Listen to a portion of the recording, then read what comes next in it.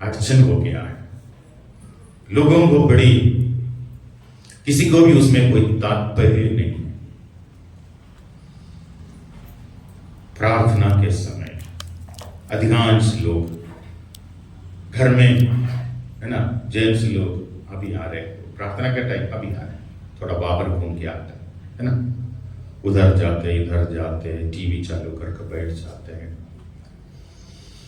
लेकिन हम जितना ईश्वर से दूर जाते हैं उतना ईश्वर का जो उतना ईश्वर नहीं बल्कि शैतान हमारे बीच में आ रहा है। हम उनको मौका दे रहे हैं। मलाकी के ग्रंथ अध्याय 1 किया 6 से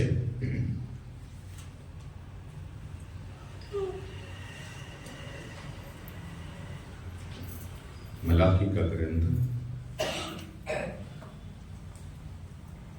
मलाकी यानी पुराने विधान का सबसे लास्ट वाला, सबसे आखिरी किताब है मलाकी।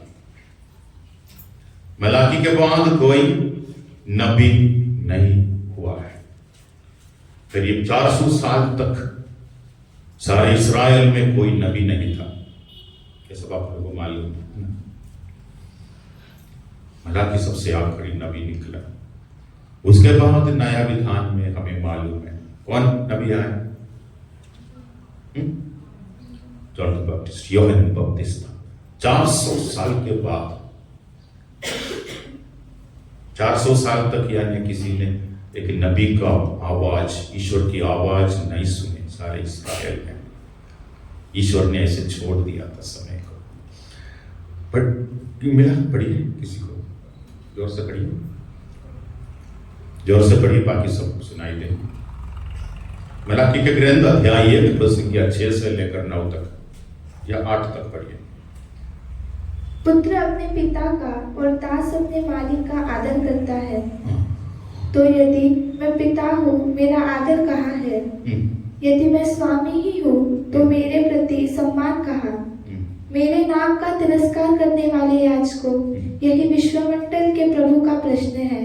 तुम पूछोगे, हमने किस प्रकार तेरे नाम का तिरस्कार किया है? तुम मेरे वेदी पर दूषित भोजन चढ़ाकर मेरे नाम का तिरस्कार करते हो। तुम पुनः पूछोगे, हमने किस प्रकार इसे दूषित किया है? तुम प्रभु की वेदी को तुच्छ समझते हो। आगे बढ़िए। जब तुम अंधा बलि पूछने आते हो, तब क्या यह बुरा नहीं है? जब तुम लंगड़ा या रोगी बलि पशु ले आते हो, तब क्या यह बुरा नहीं है? विश्वमंडल के प्रभु का यह कहना है, यदि तुम इन्हें अपने राज्यपाल को भेंट करोगे, तो क्या वह इन्हें पाकर प्रसन्न होगा और तुम पर कृपा दृष्टि करेगा? Praise the Lord. सुने नहीं? पुत्र अपने पिता का और दास अपने मालिक का आदर करता है। तो यदि मैं स्वामी हूं, यदि मैं पिता हूं, मेरा आदर कहां है? यदि मैं स्वामी हूं, तो मेरे प्रति सम्मान कहां है? ये कौन पूछ रहा है? ईश्वर पूछ रहा है। बड़े दुख के साथ, बड़े दर्द के साथ ईश्वर पूछ रहा है। पुत्र अपने पिता का, दास अपने मालिक का आदर करते हैं, सम्मान करते हैं। यदि मैं तुम्हारा पिता हूं, तो मेरे प्रति तुम्हारा सम्मान कहां है, आदर कहां है? अगर ईश्वर को ऐसे पूछना है या ऐसे पूछने के लिए नौबत आ गया है, इसका मतलब ईश्वर की जनता ईश्वर से दूर चले गए, ईश्वर के रास्ते पर नहीं चल रहा है, ईश्वर के वचनों का पालन नहीं कर रहा है। ऐसा एक जनता को ईश्वर पूछ रहा है। पुत्र अपने पिता का और दास अपने मालिक का आदर करते हैं। सही है ना? पता नहीं आजकल कितने सही है। पुत्र अपने पिता का आदर करते हैं। अभी पुत्र कितने, पुत्र नहीं तो पुत्रियां भी तो है इधर। बच्चों, आप लोग अपने माता पिताओं का आदर सम्मान करते हैं? नहीं बोलना, सीधे नहीं बोलना। हाँ बोल।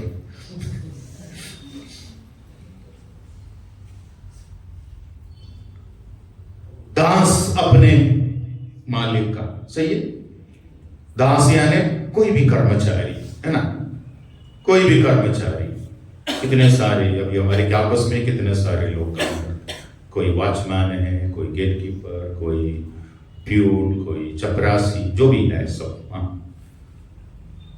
सिस्टर प्रिंसिपल बैठी है इधर, अगर आदर सम्मान नहीं करेंगे तो उसको मालूम है कल क्या होने वाला है। Praise the Lord, hallelujah. पुत्र अपने पिता का, दास अपने मालिक का आदर सम्मान करते हैं, ये सही है। लेकिन ईश्वर पूछते हैं, यदि मैं तुम्हारा पिता हूं, मेरा आदर कहां है? ईश्वर हमारे पिता है, सही है ना? ईश्वर को मानते हैं, ईश्वर को हम अपने पिता मानते हैं। यदि मैं तुम्हारा ईश्वर हूं, मैं तुम्हारा पिता हूं, तो मेरा आदर कहां है? तुमको मालूम है एक मनुष्य का आदर सम्मान करना, अपने माता पिताओं का आदर करना तुमको आता है, गुरुजनों का सम्मान करना आता है, लेकिन ईश्वर का आदर सम्मान क्यों नहीं? और यदि मैं तुम्हारा स्वामी हूं, तो मेरे प्रति सम्मान कहां है? ईश्वर हमारा स्वामी है, ईश्वर हमारा पिता है। यदि आपको मालूम है अपने माता पिताओं का आदर सम्मान करने के लिए आता है, आपको आता है अपने गुरुजनों का, बड़े लोगों का, एक कड़क आने दो, कितना हाथ जोड़ के आप उनके सामने अगर कुछ पाना है तो, सही है ना? बिशप स्वामी आने दो, आदर सम्मान करना चाहिए, अभी गलत मत समझना। बिशप स्वामी आएंगे तो नहीं जाते, भागते नहीं, हाथ जोड़ के जय यीशु बोल के उसका हाथ का चुंबन करने के लिए, और है ना, सब होना चाहिए, आदर सम्मान होना चाहिए। बिशप स्वामी आएंगे तो, पोप स्वामी आएंगे तो, ये सब, यानी एक मनुष्य का आदर सम्मान हम लोग कितना करते हैं।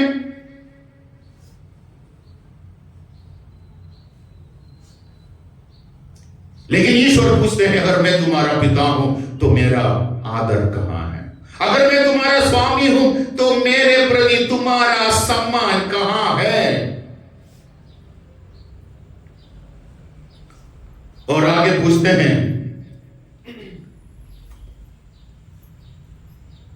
मेरे नाम का तिरस्कार करने वाले याजकों, यही विश्वमंडल के प्रभु का प्रश्न है। तुम पूछोगे, हमने किस प्रकार तेरे नाम का तिरस्कार किया? तुम मेरी वेदी पर दूषित भोजन चढ़ाकर मेरे नाम का तिरस्कार करते हो। यानी याजकों से ईश्वर कहते हैं, तुम मेरी वेदी पर दूषित भोजन चढ़ाकर मेरे नाम का तिरस्कार करते हैं और प्रभु की वेदी को तुच्छ समझते हैं।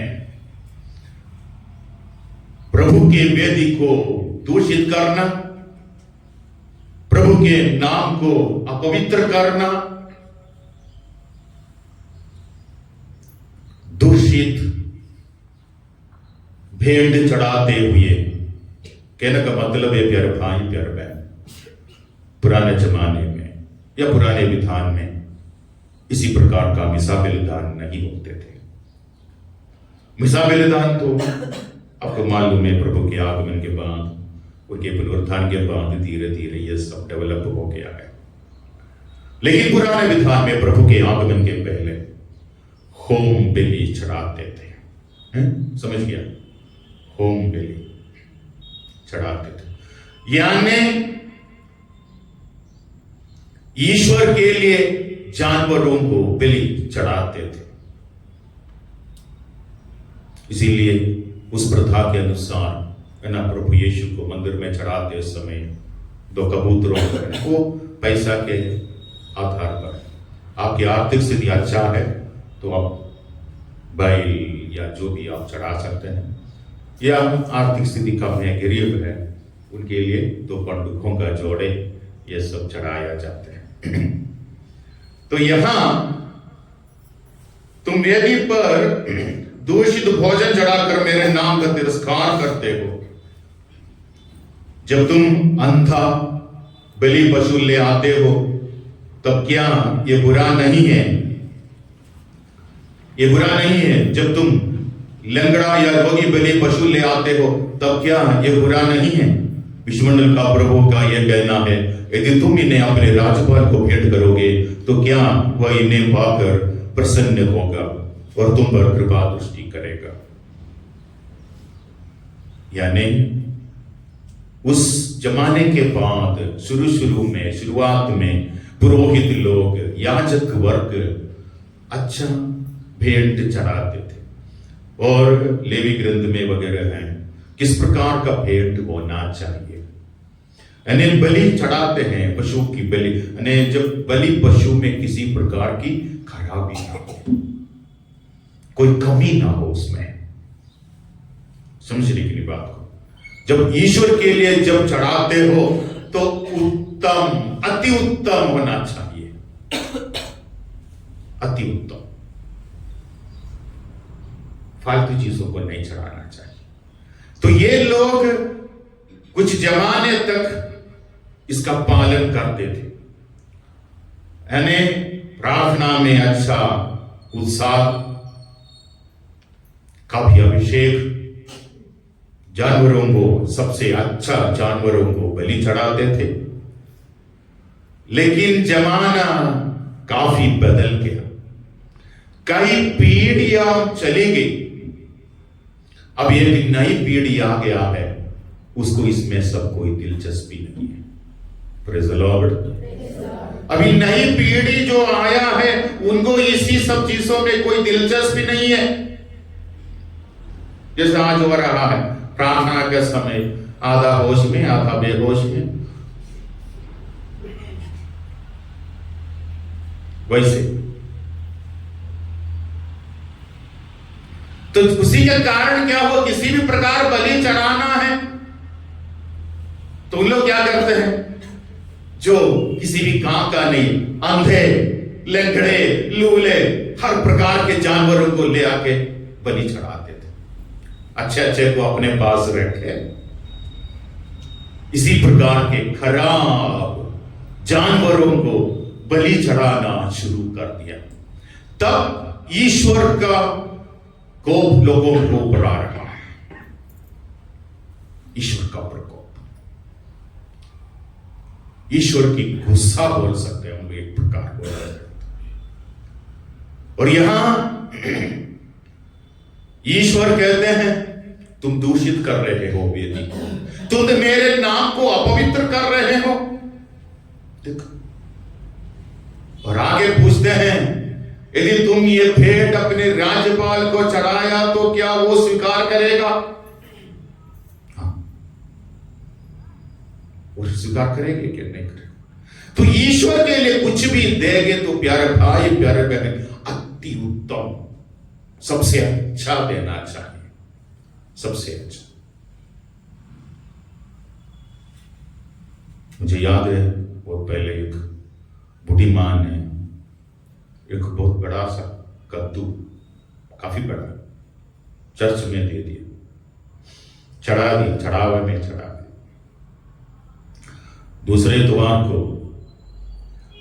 द्वार को पल्ली पुरोहित उस बूढ़ी मां को बोली कि मां, आपने जो बड़ी कद्दू जो लाए, हमने उसका नीलामी किया, काफी पैसा मिले और बहुत धन्यवाद। तो बूढ़ी मां बोल रही थी कि क्या करें फादर जी, घर में तो कोई खाता भी नहीं है, तो हमने सोचा ये हाल है हमारा, जो किसी को भी नहीं चाहिए वो चर्च के फटे पुराने नोट, इतवार के चंदा जब मिलता है ना, यहाँ पे भी होते होंगे ना, मिसा के बीच में जो पैसा कलेक्ट होता है, इतने फटे पुराने नोट आते हैं जो सिक्के जो बाजार में सब्जी वाले के पास भी नहीं चलता है, वो सब मिलेंगे, सब लेके आते हैं।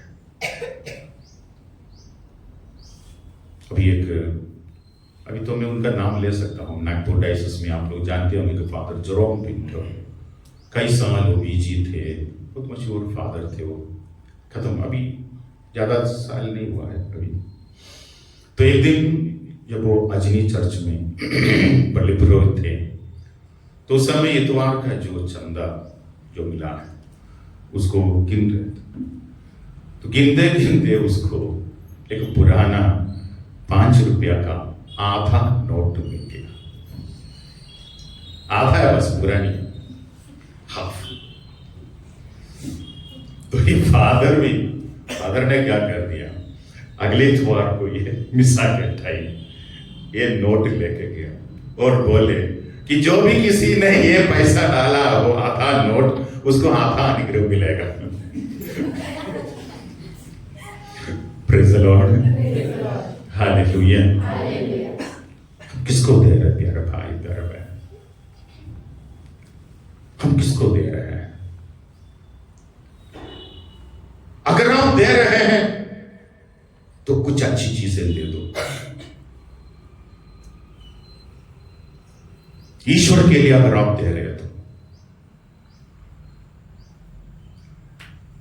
तो ये, हालांकि इस्राएल जनता के, इस्राएल के पुरोहितों के लिए बोला गया है, याजकों के लिए, लेकिन प्यारे भाई प्यारे बहन, क्या हम लोग ये गलती नहीं कर रहे हैं? आज हम लोग भी यही गलती कर रहे हैं, हम लोग भी यही गलती कर रहे हैं। हमारे पास समय नहीं है ईश्वर के लिए, बाकी सब कुछ के लिए हमारे पास समय है। सुबह से लेकर शाम तक, रात को सोने का समय तक, अधिकांश समय हम जो व्यतीत करते हैं या बर्बाद करते हैं बाकी अन्य बातों में। ये 24 घंटे में कितने समय हम ईश्वर को देते हैं, याद रखो। और उसके बाद आखिर ये समय हम लोग ईश्वर के लिए दे रहे हैं। जब नींद आ जाते हैं, सोने का समय आ जाता है ना, तब हमें प्रार्थना का, शायद माता पिता कोई ना कोई बोलेंगे, पता नहीं कितने के घरों में प्रार्थना होती है। उस समय जैसे मैंने बोला, आधा होश में आधा बेहोश में, किसी भी प्रकार कुछ ना कुछ बोल के हम उनके नाम का अपवित्र कर रहे हैं। सही भक्ति, अपने दोस्त के साथ बैठकर बातें करते समय कितने घंटे बात कर, नींद आते, पिक्चर देखने के लिए बैठ जाते हैं सिनेमा, कितने लोगों को नींद आते हैं।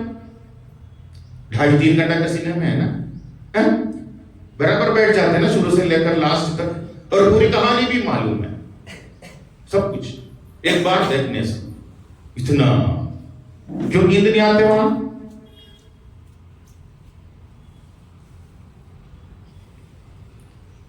बाकी सारी किताबें पढ़ेंगे लेकिन बाइबल नहीं,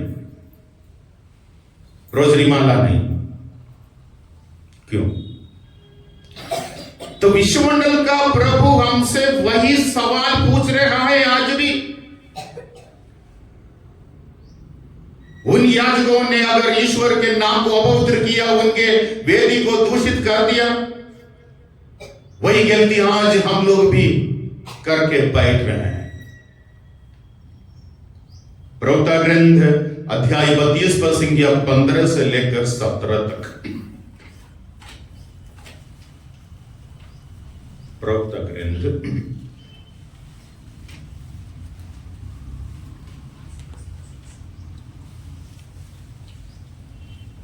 32, उसमें थोड़ा सा ट्रांसलेशन मिस्टेक भी है।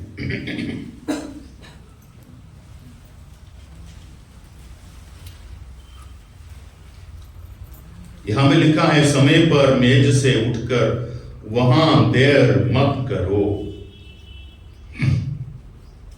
एक्चुअली ओरिजिनल ट्रांसलेशन में लिखा है सही समय पर घर जाओ, ओरिजिनल ट्रांसलेशन।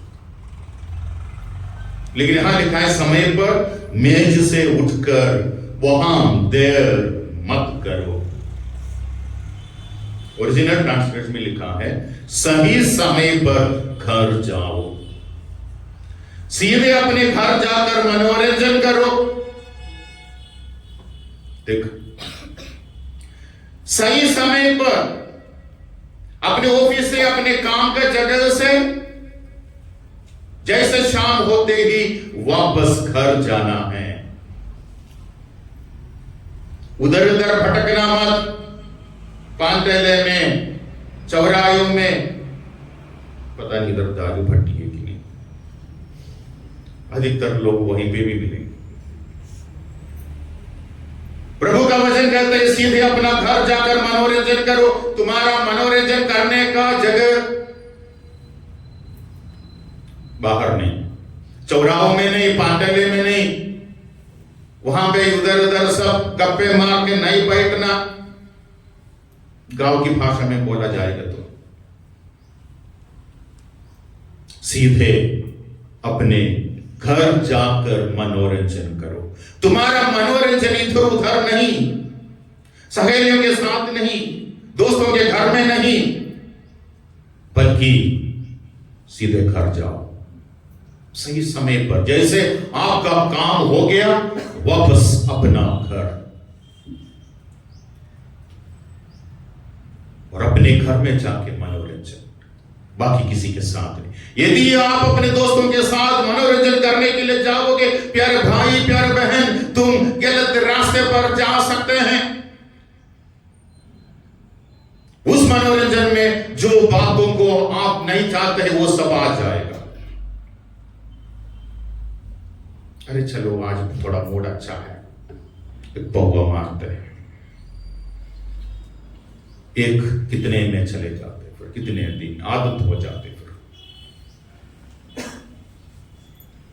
किसी किसी को कुछ ना कुछ बात याद आ रहा, अभी मैं ही बोला था। Praise the Lord, hallelujah. और सीधे घर जाकर मनोरंजन करो अपने परिवार लोगों के साथ। आपका मनोरंजन आपके परिवार में, परिवार के लोगों के साथ, अपने भाई बहनों के साथ, अपने बच्चों के साथ।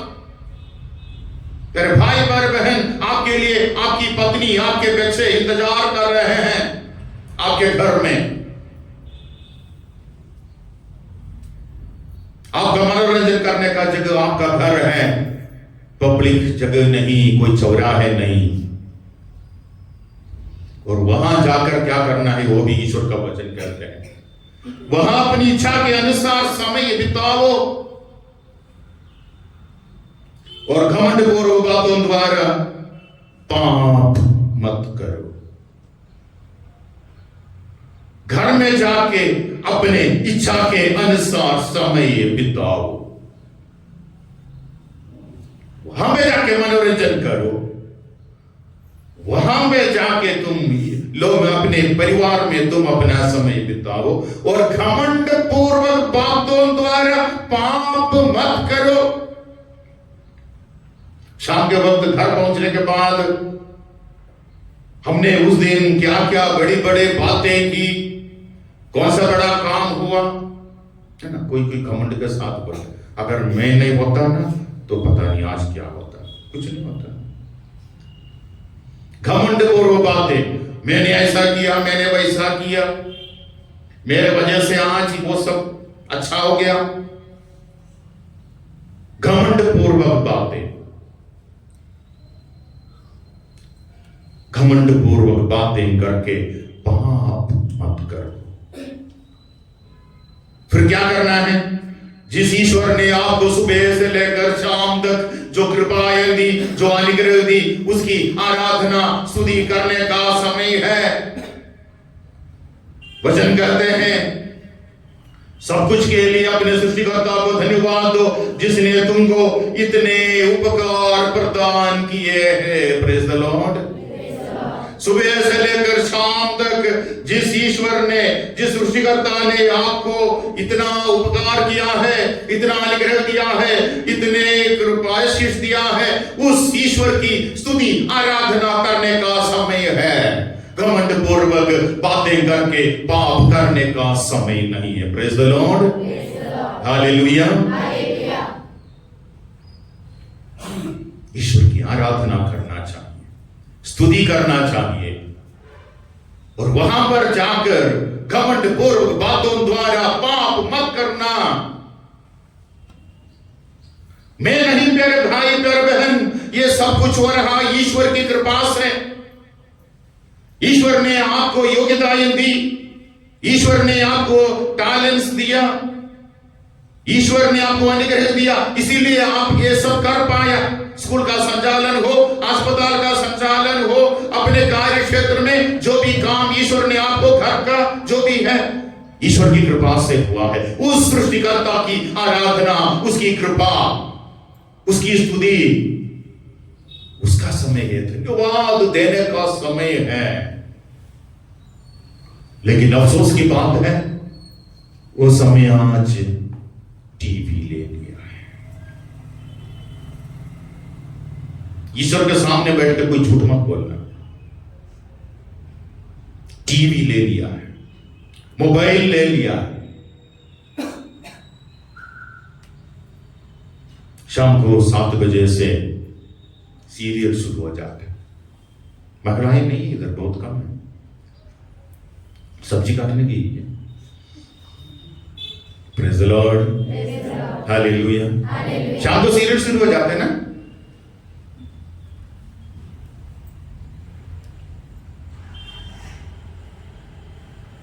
सास भी बहू थी, वो बहू सास बनेंगे तो भी सीरियल खत्म नहीं होते, रात को 12 बजे तक। सही है ना सीरियल?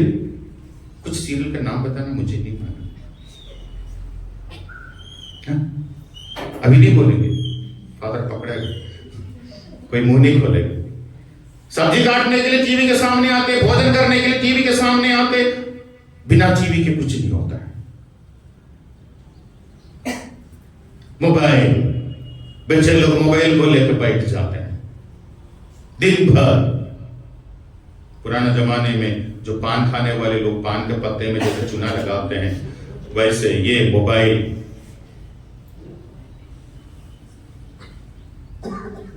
मेरा पहले वाला चर्च में, इससे पहले जगह था, चर्च के सामने पुलिस बहुत बड़ी पुलिस थाना है और सीआरपीएफ का कैंप भी है, और वहां पे पूरा बैरिकेड्स लगा हुआ है ट्रैफिक को कंट्रोल करने के। कितने लड़के लड़कियां ये मोबाइल देख उसमें जाकर टकराते हैं, गिरा देते हैं, गिर जाते हैं।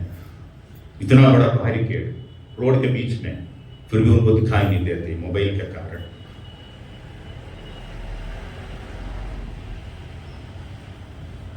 जब से मोबाइल आया बर्बादी शुरू हो गया। सही,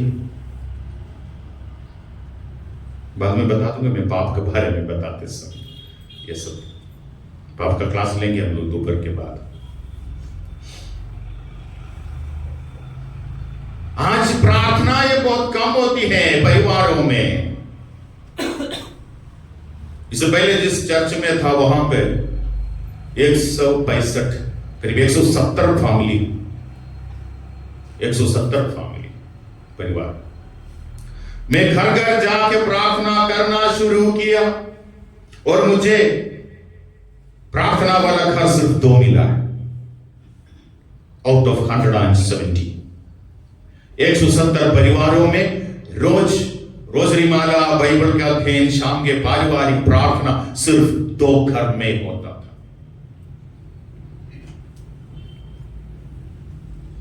बोलिए, अभी आप बोलिए, कितने लोगों के घर में रोज पारिवारिक प्रार्थना होती है? सच बोल, हाथ ऊपर नहीं करने से कुछ नहीं होगा, ऊपर नहीं करने से कुछ नहीं होता। आप सच बोल सकते हैं, ईश्वर के सामने बैठ के आप लोगों के घरों में रोज पारिवारिक प्रार्थना होती है? होती है। कितने लोगों के हाथ ऊपर कर दीजिए, सब सोचो।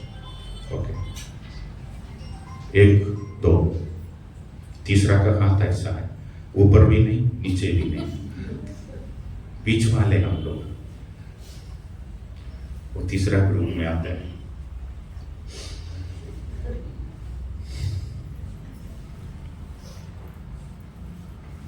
ये हमारी अवस्था है। जब मैंने पहले पूछा था कितने लोगों ने हाथ ऊपर किया था, अधिकांश लोगों ने। सही है, अभी हाथ क्यों ऊपर नहीं आया? इसलिए मैंने बोला लोगों को बेवकूफ बनाना आसान है, ईश्वर को नहीं। ईश्वर के सामने सच बोलो। तो यहां आज ये पारिवारिक प्रार्थना नहीं हो रहा है, इसलिए मैंने बोला दिन भर का जो समय ईश्वर ने दिया है, सुबह से लेकर रात तक, अधिकांश समय हम लोग फोन पे बात करने में, अपने दोस्तों के साथ कितने घंटे बात करते हैं, फेसबुक में, फिर क्या है व्हाट्सएप, फिर क्या क्या है अभी इंस्टाग्राम, हाँ इंस्टाग्राम, और क्या है ट्विटर, हाँ। अभी ना फेस है ना बुक है, ऐसा हालत में आ गया। स्नैपचैट एक एक आ रहा है, और आप लोगों की तरफ से कुछ है जोड़ने के लिए? दिन भर इसी में व्यस्त रहते हैं, दोस्तों के साथ बातें करके, ऑफिस का काम करने में, मीटिंग में, उधर इधर जाने में, भटकने में, सब हमारा समय निकल जाते हैं। प्यारे भाई प्यारे बहन, कितना समय ईश्वर के लिए आप दे रहे हो? ईश्वर के लिए कितना समय बाकी है आपके पास 24 घंटे में? और हम बोलते हैं हम चर्च में जाने से क्या फायदा है, हमारी प्रार्थनाओं की सुनवाई नहीं हो रहा है, हमारे परिवार में बहुत सारे समस्याएं हैं, बच्चों का परवरिश नहीं हो रहा है, बच्चों की पढ़ाई नहीं हो रहा है, बच्चों के जॉब में अड़चन है, हमारे बच्चे आखिर फादर के पास पर आते हैं, हमारे बच्चे बर्बाद हो गए। Praise the Lord, hallelujah. क्यों प्यारे भाई प्यारे बहन, तुमने सब कुछ दिया है, ये बच्चे को ट्यूशन दिया, डांस प्रैक्टिस दिया, सारे काम में भेजे, सही है, बच्चों को जरूर से ज्यादा तुमने दिया है, सही है, लेकिन जो देना था नहीं दिया। ईश्वर को छोड़ के बाकी सब कुछ तुमने दिया है।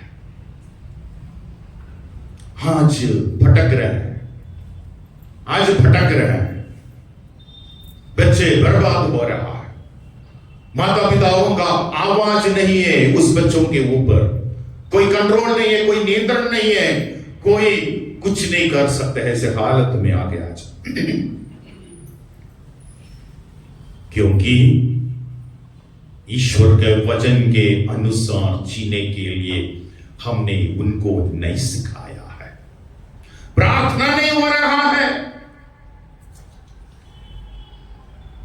बाइबल कभी कभी घर में प्रार्थना के लिए जाते समय मैं जानबूझ के बाइबल लेके नहीं जाता, और वहां जाने के बाद थोड़ा सा बाइबल दे दो, कभी 10 मिनट लगते हैं बाइबल लाने के लिए, उधर ढूंढ रहा है, यहां ढूंढ रहा है, दीवान खोल के देख रहा है, अलमारी में देख रहा है, आखिर फिर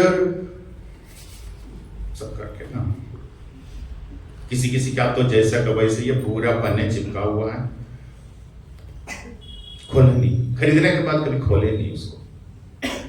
कोई बाइबल में है ना, अगर आपको कोई इंपॉर्टेंट पेपर कुछ पर्ची रखना है तो इसी में कभी खोएगा, जिंदगी भर ऐसे रहेगा, क्योंकि उसमें कोई हाथ नहीं लगाता।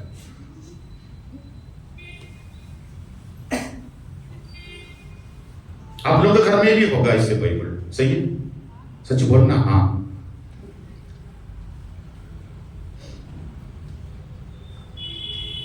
अफसोस की बात है प्यारे भाई प्यारे बहन, हमारे धर्म का दुराचरण, ईश्वर की निंदा, ईश वचन की निंदा। और हम बोलते हैं ना, समस्याओं को लेकर घूम रहा। रिट्रीट सेंटर हम लोग घूमते हैं। मुझे मालूम बहुत पहले, करीब 2015-16 17 वगैरह में मैं डिवाइन वचन आश्रम जाते थे वनडे कन्वेंशन देने के लिए। उस समय फादर क्लैंसन साहब होते, तो वहां भी ऐसे बहुत लोग आते थे, बहुत सारे।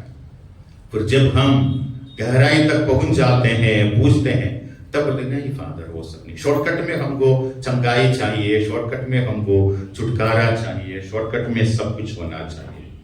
लेकिन ये सब नहीं होता है। परिवार के माहौल को बदलो, तब सब कुछ सही हो जाएगा।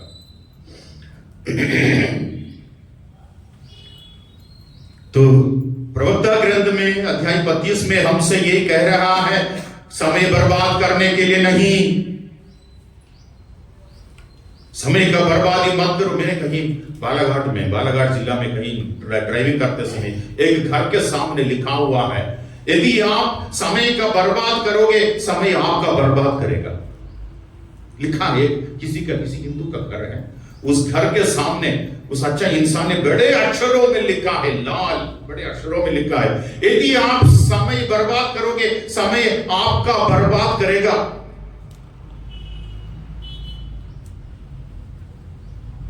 हर एक समय हम जो बर्बाद करें, हम ईश्वर को उसका हिस्सा देना पड़ेगा, उसके हिसाब देना पड़ेगा आपको। We are accountable to God for the time we are wasting.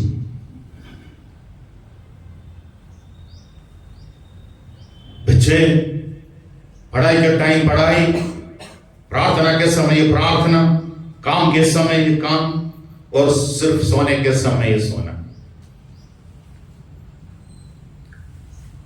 जरूरी है ऐसा एक डिसिप्लिन हमारे जीवन में लाइए, बहुत कुछ सही होगा, बहुत कुछ सही होगा। समाज स्त्री के बारे में प्रभु यीशु ने क्या कहा है ना, समाज स्त्री यूहन्ना का सुसमाचार अध्याय 4 में बातें करते समय अचानक आराधना के बारे में बता रहे हैं। आप लोग कहते हैं यरूशलेम में और हमारे पूर्वजों ने इस पहाड़ पर, या और आप बोलते हैं सच आराधना आत्मा में और सत्य में जो आराधना होती है यरूशलेम में। आराधना के बारे में क्यों? प्रभु यीशु उनको बता रहे हैं, तुम्हारे ये जिंदगी का बर्बादी नहीं, तुम ये इसका कारण तुम्हारे आध्यात्मिक जीवन का डिसऑर्डर, यही कारण। एक बार अगर प्रार्थना का जीवन सही में आ, सचमुच में सही तरीके से आ गया, ऑर्डर में आ गया, तो फिर हमें बाकी सब कुछ हो जाएगा। कल फादर एक वचन दे रहे थे ना, मत्ती का सुसमाचार अध्याय 6 पद संख्या 33 है ना, फादर बता रहे थे, सबसे पहले तुम ईश्वर के राज्य की खोज करो, उसके राज्य और उसके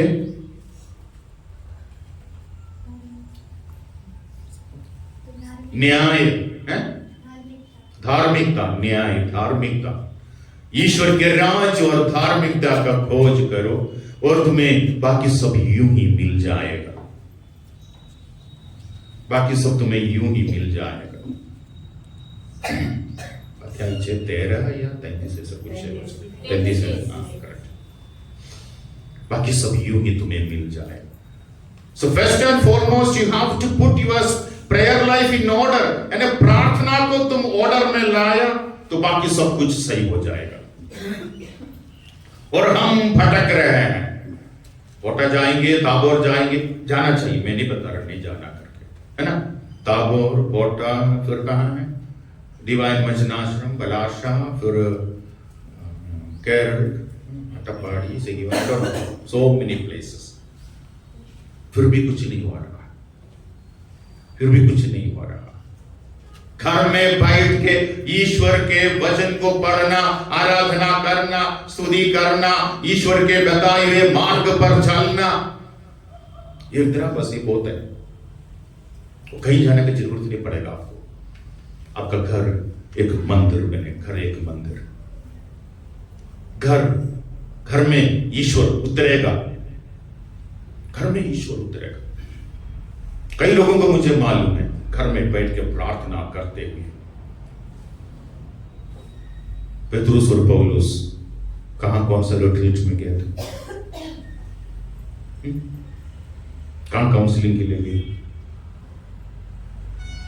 शिष्य, और कई लोगों का ईश्वर के वचन के अनुसार जीने के लिए जब आप तैयार हो जाते हैं प्यारे भाई प्यारे बहन,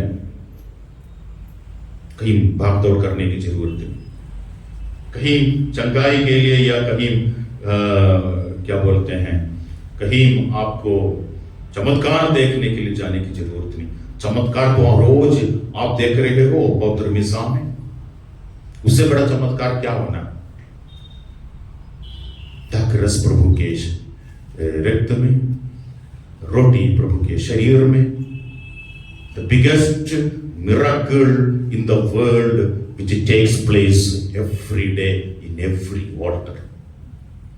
हर वेदी में हर रोज ये होता है। ये सब देखने के लिए, परखने के लिए शायद ये बाहरी आंखों से नहीं होगा, आपके आंतरिक नेत्रों को आपको खोलना पड़ेगा, विश्वास मजबूत करना पड़ेगा, तब मिसा बलिदान में भक्ति आ जाएगी। तब मिसा बलिदान में जो आप स्वीकार कर रहे हैं, आपको यकीन हो जाएगा कि आप क्या कर रहे हैं, आप किसको ले रहे हैं। लूकास का सुसमाचार अध्याय 11 पद संख्या 5 से लेकर 8 तक यीशु हमको बता रहे कि कैसे प्रार्थना करना चाहिए।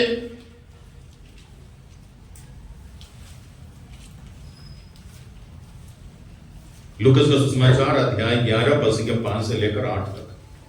मग त्याने त्याला म्हटले, तुमच्यामध्ये असा कोण आहे की त्याला मित्र असून तो त्यांच्याकडे मध्यरात्री जाऊन त्याला म्हणतो, मित्रा मला 3 भाकरी उसण्या दे, कारण माझा एक मित्र प्रवासाहून माझ्याकडे आला आहे आणि त्याला वाढावयास माझ्याजवळ काही नाही, आणि तो आतून उत्तर देईल, मला त्रास देऊ नका, आता दार लावले आहे व माझी मुले माझ्याजवळ निजली आहेत, म्हणून ते उठून तुला देऊ शकत नाही। मी तुम्हाला सांगतो, तो त्याचा मित्र आहे, यामुळे जरी जो उठून त्याला देणार नाही तर त्यांच्या आग्रहामुळे त्याला पाहिजे तितक्या भाकरी तो उठून त्याला देईल। अच्छे से पढ़िए। Praise the Lord। हालेलुया। प्रभु यीशु एक दृष्टांत सुना रहे हैं प्रार्थना के बारे में, कैसे प्रार्थना करना चाहिए। मान लो कि तुम्हें कोई आधी रात को अपने किसी मित्र के पास जाकर कहे, दोस्त मुझे 3 रोटियां उधार दो। देख, आधी रात को किसी मित्र के यहां उनका मित्र आ रहा है, मेहमान आ रहा है। कोई मेहमान को जाने का समय आधी रात है क्या? आप लोग कहीं जाएंगे तो आधी रात को पहुंचते क्या? या आपके पास कोई आधी रात को आएंगे तो फिर? यहां पर ये दोस्त अपने लिए नहीं, उनके पास एक दोस्त आया है। कब आया है? आधी रात को। और ये दोस्त के पास कुछ नहीं है। वो दोस्त क्या कर रहे हैं? अपने दूसरे पड़ोसी के पास जा रहे हैं, है ना। वहां पे जाके क्या बोल रहा है? मुझे 3 रोटियां उधारी है। उधारी का मतलब वापस देना पड़ेगा। रोटी कोई उधारी लगता है? खाने तो खाते हैं बस। आधी रात को दोस्त आ रहा है। यहां पे कोई कारण नहीं बताया है। गाड़ी पंचर हो गई क्या, गाड़ी नहीं मिली है क्या, कुछ नहीं मालूम। कारण क्या है नहीं मालूम, कुछ भी हो सकता है कारण। लेकिन ये दोस्त आ रहा है आधी रात को। लेकिन आधी रात को आते हुए समय उनका दोस्त उसका स्वीकार करते हैं और पड़ोसी के पास जाके बोलते हैं, कि मुझे 3 रोटियां उधारी दो।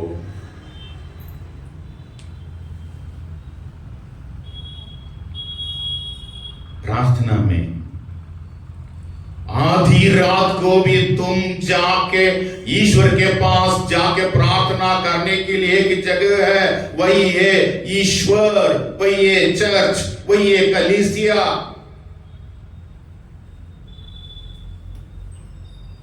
कभी भी जा सकते हो जिंदगी के दिन के किसी भी समय, सुबह, शाम, दोपहर, रात, कभी भी आप उनके पास जा सकते हैं और जाके क्या बोलना चाहिए? 3 रोटियां उधार दो। 3 यानी स्पेसिफिक। मान लीजिए अगर उसने 2 ही खाए तो, अगर उसको 4 की जरूरत है तो, और खाने का मन हुआ तो, है ना? लेकिन यहां मालूम है क्या मांगना है। एक प्रार्थना करने वाले व्यक्ति को यह मालूम होना चाहिए कि क्या मांगना चाहिए। कोई चर्च में मांगने के लिए आते, जैसे अंदर प्रवेश करते ही शुरू हो जाते, लड़का चाहिए, लड़की चाहिए, धन चाहिए, संपत्ति चाहिए, नौकरी चाहिए, गाड़ी चाहिए, घर चाहिए, पता नहीं क्या क्या चाहिए। तुम नहीं चाहिए, सिर्फ ये नहीं चाहिए जो हमारे लिए मर गए, दोनों हाथों को पसारते हुए, वो नहीं चाहिए। बाकी सब चाहिए हमें। जैसे किराने का दुकान में जाके हम लोग, है ना, 2 किलो शक्कर, 5 किलो आटा, तेल, चावल, सबके जो आवश्यकताओं की सूची हम लोग देते हैं, है ना, उसी प्रकार हम आके यही हमारा प्रार्थना, वो चाहिए, ये चाहिए, सब कुछ चाहिए, तुम नहीं चाहिए। बस मांगने के लिए मत आओ इधर। मांगना कोई प्रार्थना नहीं, सच बता। शायद तो मैं बोल सकता हूं एक प्रकार की प्रार्थना है, लेकिन this is not a prayer please. यीशु कहते हैं तुम मांगने से पहले कि तुम्हारे पिता को मालूम है तुम्हारे जरूरत क्या है। Before you ask, your heavenly Father knows what is your need. ईश्वर को मालूम है मांगने से पहले ही। ईश्वर को नहीं मालूम आपकी समस्या क्या है, आपके घर की परेशानी क्या है, क्या कमियां हैं आपके जीवन में। He knows, उनको मालूम है क्या पूछना चाहिए। ये व्यक्ति अन्य प्रभु यीशु हमें सिखा रहे हैं ओनली 3। हमें मालूम है सिर्फ उसको 3 की जरूरत है, अपने लिए नहीं, दूसरों के लिए। तो कितना मांगना है, क्या मांगना है, प्रार्थना करने वाला एक व्यक्ति को यह मालूम होना चाहिए।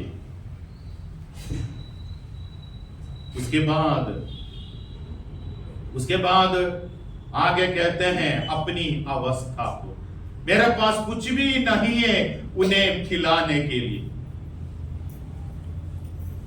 उनको देने के लिए मेरे पास कुछ भी नहीं है।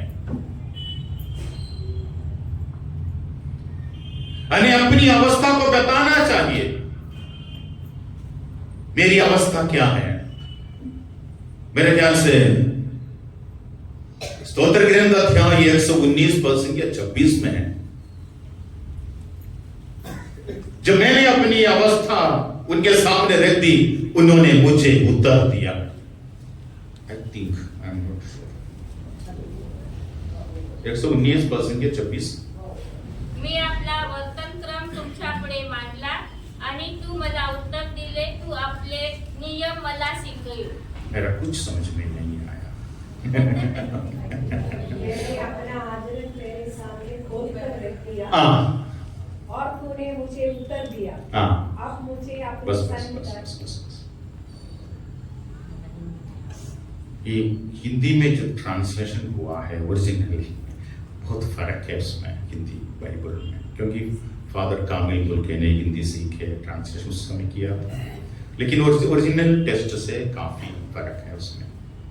अपनी अवस्था जब मैंने उनके सामने रख दिया तो उन्होंने मुझे उत्तर दिया, ईश्वर ने अपनी अवस्था को। किस अवस्था में है आप? आपकी परेशानी क्या है? आपका मुसीबत क्या है? मैं नादान हूं, मैं दुर्बल हूं, मेरा मदद करने वाला कोई नहीं। प्यारे प्रभु, आपके अलावा, आपके सिवा मुझे कहीं जाने के लिए जगह नहीं है। लोगों ने मुझे छोड़ दिया है। मैं आज लोगों का उपहास का पात्र बन गया हूं। कल जिस प्रकार हन्ना ईश्वर के सन्निधि में जाकर, मंदिर में जाकर प्रार्थना की है ना, मैं अपने हृदय की व्यथा को, अपने हृदय की दुखों को ईश्वर के समक्ष रख रही थी, है ना, हन्ना बोल रही थी। उसी प्रकार अपनी अवस्था को बताना चाहिए। किस अवस्था में है आप? मेरे पास कुछ भी नहीं है उनको देने के लिए। That means I am totally helpless. जिसके लिए कोई नहीं है उसके लिए totally helpless. मैं बहुत ही निसहाय हूं, मैं बेसहारा हूं। प्रार्थना इसी प्रकार करो। क्या मांगना है आपको मालूम होना चाहिए, कैसे बोलना है। और अपनी अवस्था, मेरा परिवार, मेरे बच्चे, मेरी पत्नी, मेरे पति, मेरा कारोबार, ये जो तू देखते हैं, तुमको मालूम है आपकी करना के लिए हम आए हैं। जैसे वो नाकेदार के समान छाती पीट कर, तो वहां पर जाकर उन्होंने अपनी अवस्था भी बता दिया। अब देख, और वो भीतर से उतर गया। अभी उसका दोस्त अंदर से, भीतर से उनको जवाब दे रहा है, मुझे तंग ना करो, द्वार बंद हो चुका है, बाल बच्चे और मैं, हम सब बिस्तर पर हैं, मैं उठकर तुमको नहीं दे सकता। हाँ, जब हम किसी के पास जाते हैं बड़ी उम्मीद के साथ, है ना, अगर मैं आपके पास आऊं 3 रोटी मांगने के लिए या कपड़ा मांगने के लिए, मुझे जब मालूम होगा कि वो बहन मुझे देगी तभी तो मैं जाता है ना। जिसके पास मेरा कोई भरोसा नहीं है, जिसके पास कोई उम्मीद नहीं है, उसके पास थोड़ी जाएगा। मुझे मन इसके पास जाने से कुछ नहीं देगा कर। जो भाई अच्छा है, उसको गलत मत समझ। जिस व्यक्ति के पास जाने से कुछ नहीं मिलेगा, आपको मालूम है, आप नहीं जाएगा, वो भी आधी रात को मिलेगा अच्छे से। थोड़े इतनी बड़ी उम्मीद के साथ अपने दोस्त के पास गया है उसके लिए रोटी मांगने के लिए। अब अंदर से, भीतर से आवाज आ रहा है, उत्तर दे रहा है। क्या उत्तर है? मुझे तंग ना करो, परेशान मत करो तुम मुझे। और 3 कारण बता रहे हैं। 3 कारण क्या है? मुझे तंग ना करो, द्वार बंद हो चुका है। सबसे पहला, द्वार बंद हो चुका है। अगर द्वार बंद हो गए तो क्या खोल नहीं सकते क्या? डिलीवरी होके पड़ा तो नहीं है ना, डिलीवरी हो गया तो क्या हो गया?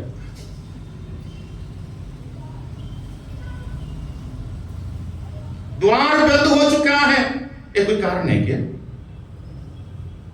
द्वार बंद हो चुका है, मेरे बाल बच्चे और मैं, हम सब बिस्तर पर हैं। देखो, मैं उठकर तुमको नहीं दे सकता, द्वार बंद हो चुका है, हम सब बिस्तर पर है, हम उठ के तुमको कुछ नहीं दे सकता। ये सब कोई कारण है क्या? बोलिए आप लोग थोड़ा सा मेरे साथ है। एक भी कारण है? कोई आधी रात को आके इतनी जरूरी काम के लिए आए हैं, आपको उठाया है, जाग तो गया ना, इसलिए तो तुम उत्तर दे रहे हो। ये कोई कारण है क्या? उठ नहीं सकते क्या? द्वार बंद तो खोल नहीं सकते क्या? प्यारे भाई, प्यारे बहन, जैसे आप प्रार्थना करते हैं तुरंत उसकी सुनवाई होना कोई जरूरी नहीं है। आपको इसी प्रकार कुछ ना सुनने को मिलेगा। ईश्वर आपकी परीक्षा लेंगे। प्रार्थना करते समय जैसे किराने के दुकान से दुकानदार आपको उठाकर देते हैं वैसे देना कोई जरूरी नहीं है।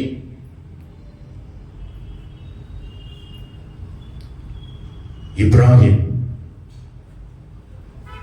जैसे सारा से शादी की उसी समय से एक बच्चे के लिए प्रार्थना करते करते करते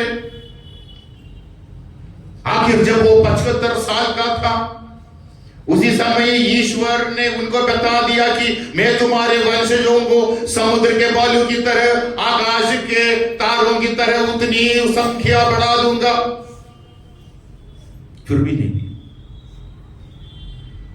ईश्वर ने वायदा किया ना जब वो 75 साल का था। आप लोग मेरा तरफ ऐसे देख रहे पहली बार सुन रहे। और ईश्वर ने कब उसको बचा दिया? 100 साल में। 100 साल में देरी करने के लिए ईश्वर का कुछ ना कुछ मतलब उसमें छुपा हुआ है।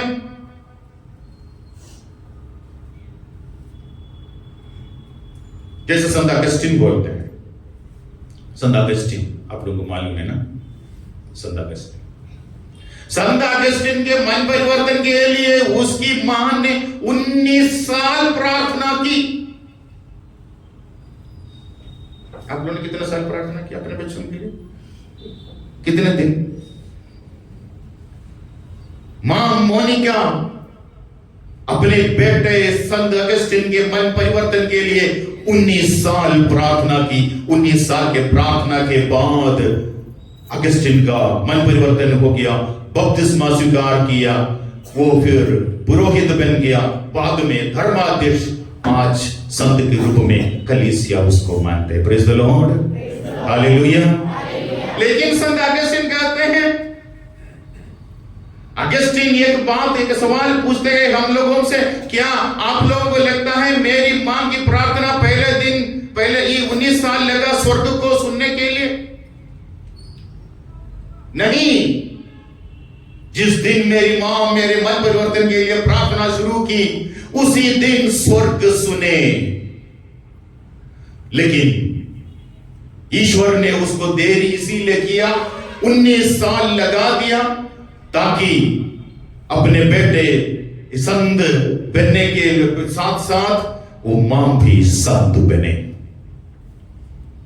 यानी बेटे के साथ आज मोनिका, संत मोनिका भी हमको मिल गया कलीसिया को। प्रार्थना करते करते करते 1 साल नहीं, 5 साल नहीं, 10 साल नहीं, 15 नहीं, बल्कि पूरे 19 साल में ये प्रार्थना मोनिका को एक संत बना दिया। Praise the Lord, hallelujah. सिर्फ बेटा नहीं बल्कि मां भी संत बनी। यदि ईश्वर ने पहला दिन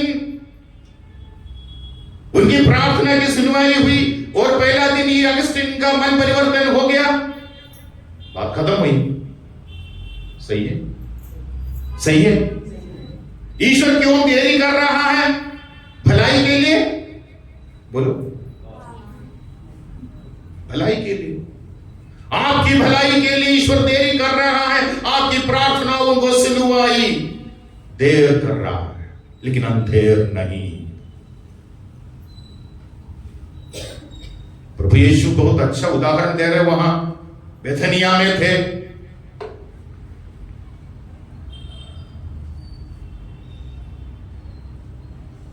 मार्था के घर में वो इतना 3 दिन के बाद आ रहा है, उनके पास खबर पहुंच गए थे, आपका दोस्त बीमार है। कफरनाम में थे यीशु, प्रभु यीशु, और बेथनिया कितने 2-3 घंटे की यात्रा है, जल्दी पहुंच सकते थे, लेकिन 3 दिन के बाद प्रभु यीशु वहां पहुंच रहा है। उसका दोस्त है लाजरुस, है ना, अपना दोस्त बीमार है। सुनने के बाद क्यों नहीं आए, क्यों नहीं आए? वहां से एक शब्द बोल दिया होता तो लाजरुस चंगे हो जाए, बोलता तो चंगे हो जाते थे, या तुरंत आके उस दोस्त के ऊपर हाथ रखने से वो चंगा हो जाते थे। यीशु फिर उसका मृत्यु के लिए क्यों इंतजार किया, मरने की इतना देरी क्यों की? फिर से वो कफरनहूम में रहे 3 दिन और फिर यहां पहुंच रहा है और मार्था बोल रही है अभी बदबू आती होगी। सीधी सी बात है, 24 घंटे में तो शरीर गलना शुरू हो जाते हैं।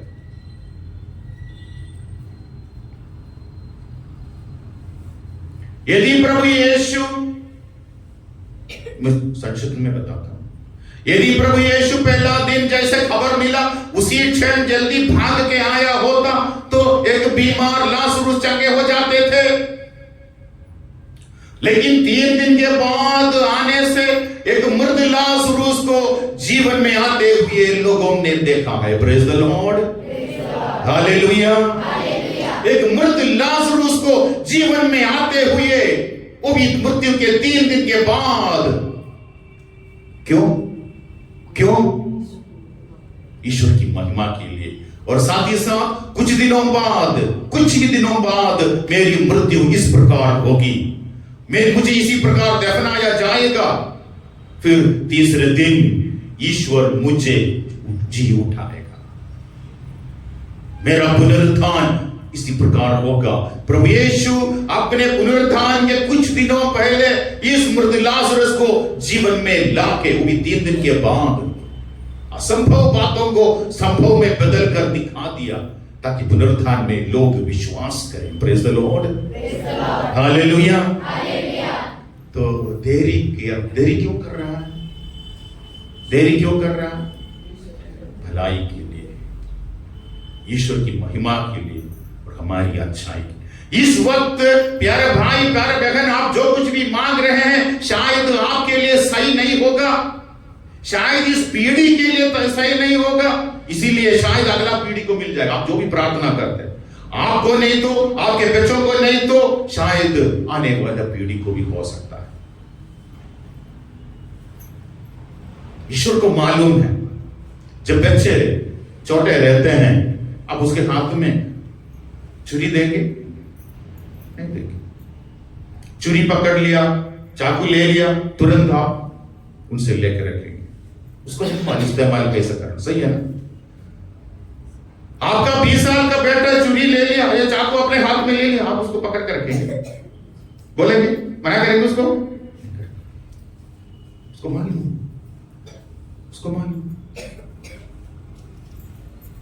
यदि आपको मालूम है आपके बच्चों की सुरक्षा के बारे में, आपको चिंता है, आपको मालूम है फलाना चीज उसको सही नहीं देगा,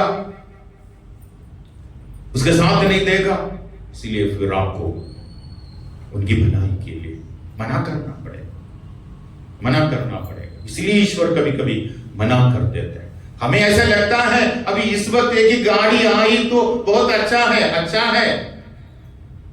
लेकिन ईश्वर इसीलिए देरी कर रहा है ताकि वो गाड़ी ना आपकी ना आपके परिवार के किसी व्यक्ति की मृत्यु का कारण ना बने। समझो बातों को।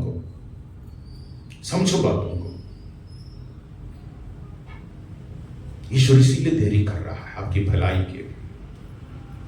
और हमें जैसे जादूगर जैसे अभी तुरंत खुल जा, हो गया, हमने मांगे, ईश्वर ने दे दिए, हम चले गए, बस ऐसा नहीं होता है। तो यहां 3 कारण अनसुनी, पहले आप लोगों को तिरस्कार का सामना करना पड़ेगा। और हम क्या करते हैं, एक बार चर्च में आए, मोमबत्ती जला दिया, चंदा भी डाल दिया, मिसा में भाग लिया, अपने सारे निवेदनों को उनके सामने रख दिया और प्रार्थनाओं की सुनवाई नहीं हुई, खत्म। चर्च में जाना खत्म, जाने से क्या फायदा है? चर्च में जाने से क्या मिलेगा? मोमबत्ती जलाने से क्या मिलेगा? चंदा डालने से क्या मिलेगा? हम मिलने के लिए कर रहे हैं,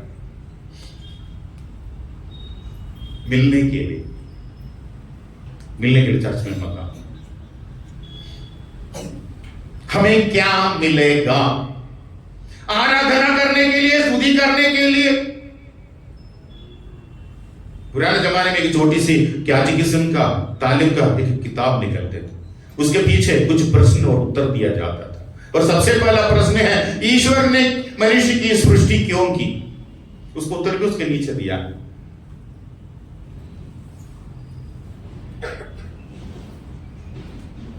उसकी आराधना करने के लिए, उसको जानने के लिए, उसको धन्यवाद देने के लिए, और कुछ नहीं, मांगने के लिए नहीं। यहां इतना अस्वीकार करने के बावजूद भी देखो दोस्त क्या कर रहा है। मैं तुमसे कहता हूं, वह मित्रता के नाते भले ही उठकर उसे कुछ ना दे, किंतु उसके आग्रह के कारण वह उठेगा और उसकी आवश्यकता पूरी करेगा। यानी जब तक तुम उठकर मेरी आवश्यकताओं को पूरी नहीं करेगा, मैं यहां से नहीं जाऊंगा। आंगन में खड़ा है ये बंदा, आपके दोस्त आंगन में खड़ा है ना, ठंडी में, गर्मी में, बरसात में, वो वही खड़ा है। जब तक तुम उठकर मेरी मांगों को पूरी नहीं करेगा, मैं यहां से जाने वाला नहीं हूं। यही प्रार्थना करने वाला व्यक्ति का। कुछ दिन पहले इधर का तो निशा का पाठ अलग है, आप सुरोमरबार में कुछ दिन हमारा वहां था एक ने, जो हम लोग सुने हैं वो विधवा के बारे में, वो बेईमान, वो जो न्यायाधीश है ना, उसको न्याय नहीं दिया, उसको न्याय नहीं दिया। लेकिन वो विधवा चलती रही, उसका कितने सारे चप्पल खत्म हो गए। आखिर न्यायाधीश बोलते हैं, ये विधवा, मैं ना तो ईश्वर का परवाह करता हूं, ना मैं किसी से डरता हूं, लेकिन ये विधवा मुझे परेशान कर रही है ना, तो मैं उसको न्याय दिलाऊंगा, मैं उसको न्याय दे दूंगा। पेस्टरिंग यानी लगातार, एक बार प्रार्थना की सुनवाई नहीं हुई, चर्च जाना बंद करने से नहीं होता प्यारे भाई प्यारे बहन। ईश्वर से मुंह मोड़ने से कुछ नहीं होता है, ईश्वर को कुछ नहीं होता है, आपको ही होता है अगर कुछ बोलेंगे तो। जब तक तुम उठकर, मैं यहां खड़े रहूंगा, जब तक मेरी प्रार्थनाओं की सुनवाई नहीं हुई, तब तक मैं चर्च में जाते रहूंगा, मैं मिसाल में भाग लेता रहूंगा, मैं अपने परिवार के साथ रहूंगा, कभी नहीं छोड़ना। मत्ती का सुसमाचार अध्याय 15 पद संख्या 21 में है, 21 से लेकर 28 तक एक कनानी स्त्री हमको सिखा रहे हैं।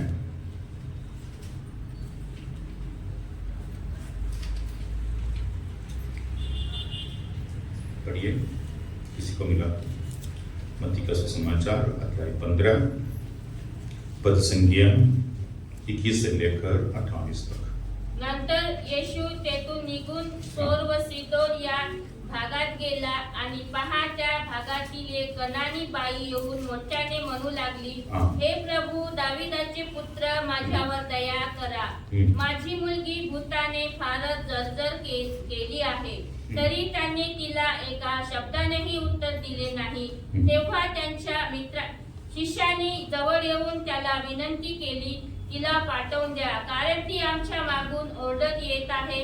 त्यांनी उत्तर दिले, इस्रायेलाच्या घराण्यातील हरवलेल्या खेरीज इतर कोणाकडे मला पाठवले नाही.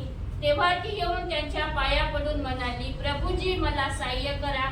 त्याने उत्तर दिले, मुलाची भाकरी घेऊन ती घरच्या कुत्र्यांना घालणे ही ठीक नव्हे. Praise the Lord, hallelujah, hallelujah. एक कनानी स्त्री के बारे में बता दिया है. ये कनानी स्त्री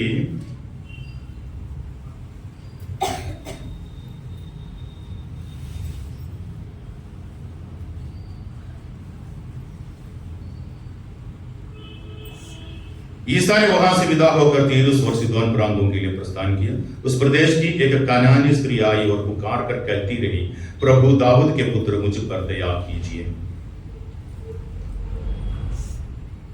और बोलते हैं, मेरी बेटी एक अबदूत द्वारा बुरी तरह सताई जा रही है. यानी ईश्वर के प्रभु के पास शायद एक कनानी स्त्री के जैसे और किसी ने इतनी प्रार्थना नहीं की होगी. कभी कभी ईश्वर प्रभु यीशु उन लोगों से पूछते कि क्या आपके लिए मैं क्या कर सकता हूं, पूछ के क्या तुम ठीक होना चाहते हो? जैसे बेथसेदा में 38 साल में पड़े रहे अगाध रोगी, कितने सारे कोड़ियों को सब ईश्वर ने एक शब्द से, एक स्पर्श से, लेकिन यहां कनानी स्त्री आकर बोल रहे हैं, ईश्वर दाऊद के पुत्र मुझ पर दया कीजिए, मेरी बेटी एक अबदूत द्वारा बुरी तरह सताई जा रही है। और धर्म ग्रंथ कहते हैं ईसा ने कोई उत्तर नहीं दिया। Praise the Lord। ऐसा कहीं शायद आपको बाइबल में नहीं मिलेगा जहां ईश्वर ने इतनी अनसुनी की होगी। उसके बाद कहते हैं शिष्यों ने उनके पास आकर बोले, निवेदन किया उसकी बात मानकर उसे विदा कीजिए, क्योंकि वह हमारे पीछे पीछे चिल्लाती आ रही है। यानी ये बोलना बंद नहीं किया, फिर से बार बार चिल्ला रही है। तंग होकर शिष्य बोल रहे हैं उसकी मांगों को पूरी कर दो, उसको जो चाहिए देकर भेज दो, क्योंकि वो हमारे पीछे आके परेशान कर रही है। वो चिल्लाती रहती है। शिष्यों ने रिक्वेस्ट किया, सिफारिश की, और आगे कहते हैं, थोड़ा सा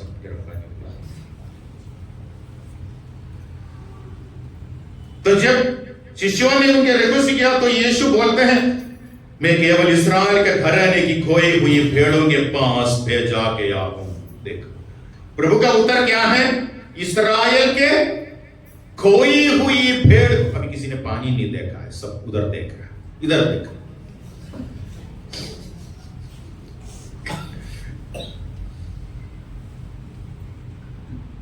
दूध तो नहीं, ये पानी है बेटे।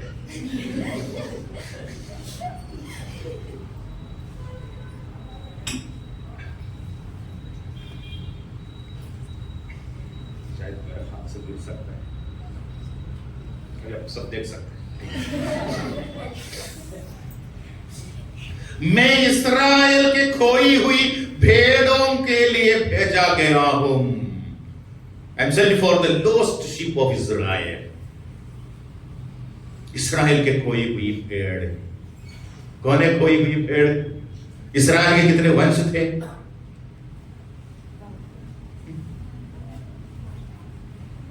यहां पे तालीम नहीं होते, यहां पे तालीम नहीं होते। होता है ना, तालीम होता है। इस्राएल के कितने वंश थे? 12 वंश थे।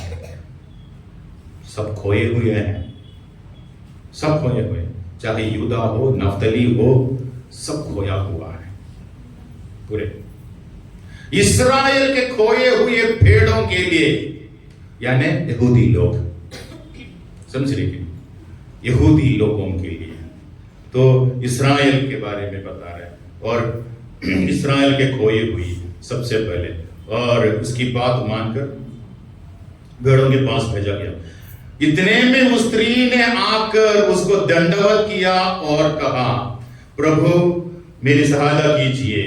देख, जब प्रभु ने बोला मुझे इस्राएल के खोए भेड़ों के पास भेजा गया है, ये कनानी स्त्री है, गैर यहूदी है, वो समझ गई प्रभु क्या बोलना चाहते हैं, इसीलिए तुरंत सामने आके उसका दंडवत करके उनको कहते हैं, प्रभु मेरी सहायता कीजिए। पहले कनानी स्त्री है ना, रिक्वेस्ट किया, मेरी बेटी की सहायता करो, अबदूतग्रस्त है। शिष्यों ने आग्रह किया, अभी सामने आके दंडवत करके फिर बोल रहे, प्रभु मेरी सहायता कीजिए। और इतने में प्रभु क्या कहते हैं, बच्चों की रोटी लेकर पिल्लों के सामने डालना ठीक नहीं है। देख प्रभु का उत्तर। अगर स्त्री की, फिर भी स्त्री छोड़ती नहीं, ठीक है। अगर स्त्री की जगह पे अगर मैं रहता ना, या हम अपने रास्ते चले गया होता, है ना। लोकल लैंग्वेज भाषा में क्या बोलते, गाँव में गया, बस तू गया, तुम्हारा रोटी गए या तुम्हारा कुत्ता गया, पुल्ला गया, जो भी है, हमें नहीं चाहिए तुम्हारी रोटी। बोलते हैं इतना बर्दाश्त नहीं कर पाएंगे हम लोग, यही हमारी प्रॉब्लम, यही हमारी प्रॉब्लम। लेकिन ये कनानी स्त्री को सीधा कहते हैं यानी पिल्लों के, है ना, बच्चों के रोटी लेके पिल्लों के सामने डालना, कुत्ते के सामने डालना ठीक नहीं है। यानी इनडायरेक्टली प्रभु यीशु ने क्या बुला रहे, कुत्ता।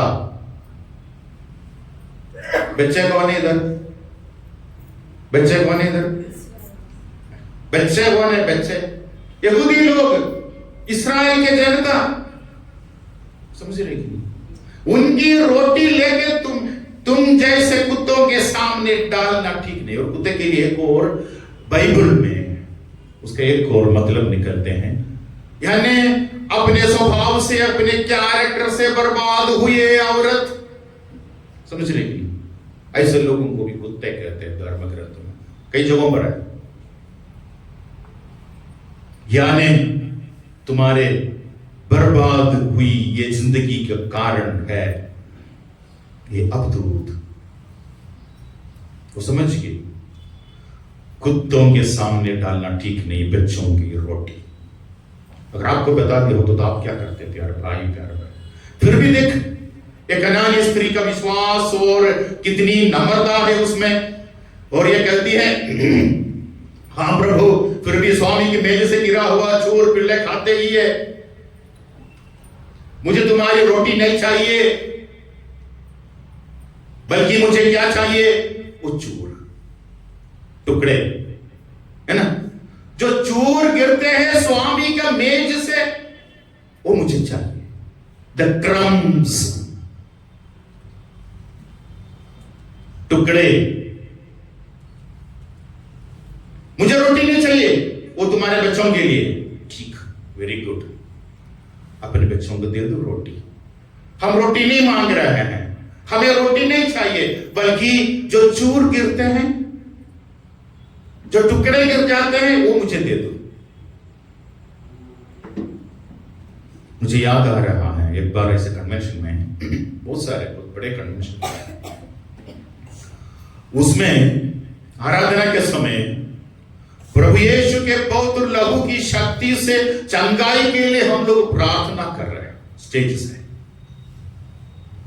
प्रभु यीशु के पवित्र लहू की शक्ति से चंगाई। उस समय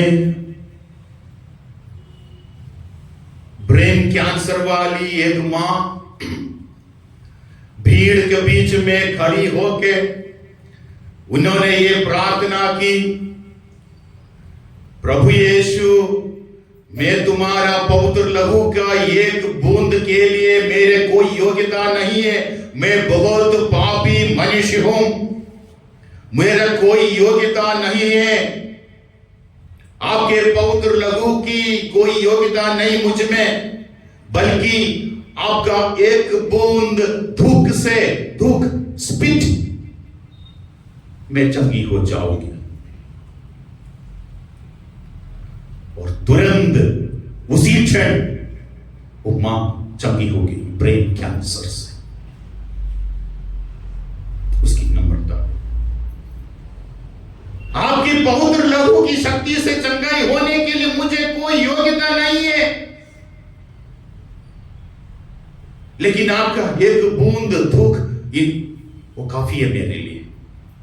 उसकी प्रार्थना, और उसकी प्रार्थना, उसकी विश्वास उसको चंगाई दिया ऑन द स्पॉट, भाई तुरंत उसी क्षण। नम्रता, नम्रता के साथ प्रार्थना कर। संत मदर तेरेसा प्रार्थना करती थी, है ना। संत मदर तेरेसा क्या बोलती थी, जब मिसा बलिदान में पुरोहित जब दाखरस और रोटी और दाखरस के साथ एक बूंद पानी मिला देते हैं, I cannot become, मैं कभी दाखरस नहीं बन सकती, मैं कभी रोटी नहीं बन सकती, बल्कि मैं वो एक बूंद पानी बनना चाहती हूं, ताकि मैं पवित्र लहू का एक हिस्सा बन जाऊं। देख मदर तेरेसा का नम्रता, एक बूंद पानी। I want to become that drop of water which is mingled in the wine. प्रभु के लहू में जो एक बूंद पानी, यही नम्रता। इसी प्रकार प्रार्थना करेंगे तो क्या ईश्वर आपको अनसुनी करेगा? नहीं करेगा। और प्रभु यीशु कहते हैं, उसको शाबाशी देते हैं, बोलते हैं, नारी तुम्हारा विश्वास महान है, तुम्हारी इच्छा पूरी हो। और उसी क्षण उसकी बेटी अच्छी हो गई। उसी क्षण उसकी बेटी अच्छी हो गई। तुम्हारा विश्वास महान है। सारे इस्राएल में मुझे ऐसा विश्वास देखने को नहीं मिला है। Praise the Lord. प्रभु ने उसको क्या दर्जा दिया है? 3 बार अनसुनी की। ध्यान दें कि बोला कि बच्चों के रोटी लेके पिल्ले के सामने डालना ठीक नहीं है, फिर भी वो नारी, वो स्त्री मानने के लिए तैयार नहीं।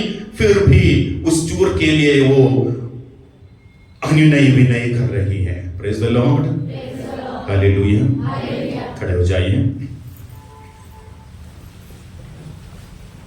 एक्चुअली प्रार्थना का टॉपिक खत्म नहीं हुआ है, हो सके तो हम लोग थोड़ा सा और वर्क के फिर अगला टॉपिक में चले जाएंगे। आइए हम लोग थोड़ी देर अपनी आंखें बंद करके हाथ जोड़ के ईश्वर के समक्ष रखे प्रार्थना करें। प्यारे प्रभु, जैसे वचन में हमने सुना, हमारी लापरवाही से कई बार हमने आपके नाम को अपवित्र किया है। हमने आपके वेदी को दूषित कर दिया है।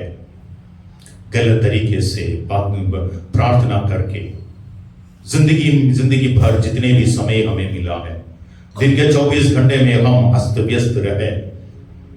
मीडिया में, व्हाट्सएप के पीछे, मोबाइल चलाने में, टीवी देखने में, दोस्तों के साथ घूमने में। लेकिन प्यारे प्रभु, जिस ईश्वर ने हमें, जिस सृष्टिकर्ता ने हमें ये पूरा उपकार दिया है, जिस सृष्टिकर्ता ने हमें ये पूरा अनुग्रह दिया है, सुबह से लेकर शाम तक ये पूरे कार्य को सफलता तक पहुंचाने के लिए, उस सृष्टिकर्ता की न हमने धन्यवाद दिया, न हमने स्तुति आराधना की। प्यारे प्रभु, हमने कई बार आपको छोड़ दिया है। कई बार हमें संदेह हुआ है आपकी उपस्थिति को लेकर पवित्र परम यूकरिस्त में। हम प्यारे प्रभु, आज इस वक्त हम नतमस्तक होकर तहे दिल से हम आपसे माफी मांग रहे हैं उन सारे असफल अवसरों के लिए, जब कभी हम आपसे दूर चले गए, जब कभी हम अपने आप को स्वीकार नहीं कर पाए, जब कभी हम आपके विश्वास की घोषणा नहीं कर पाए। प्यारे प्रभु, हमें माफ कर। उस कनानी स्त्री के समान अनसुनी करने के बावजूद भी, अनसुनी होते ही हम प्रार्थना छोड़ दिया। हमने चर्च जाना बंद कर दिया।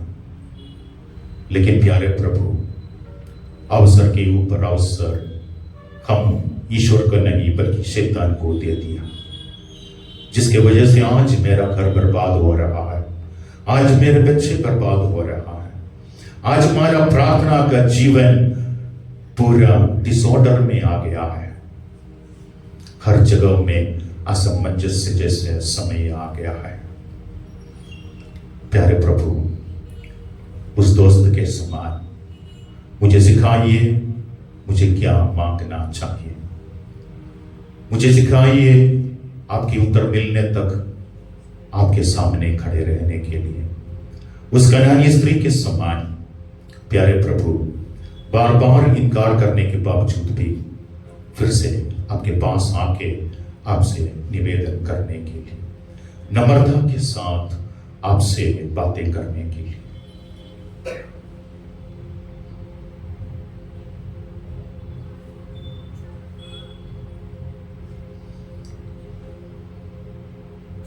हमारी सारी प्रार्थनाओं को ईश्वर के सम्मुख रखते हुए आइए हम वही प्रार्थना दोहराएं जो प्रार्थना प्रभु यीशु ने हमें सिखाया है।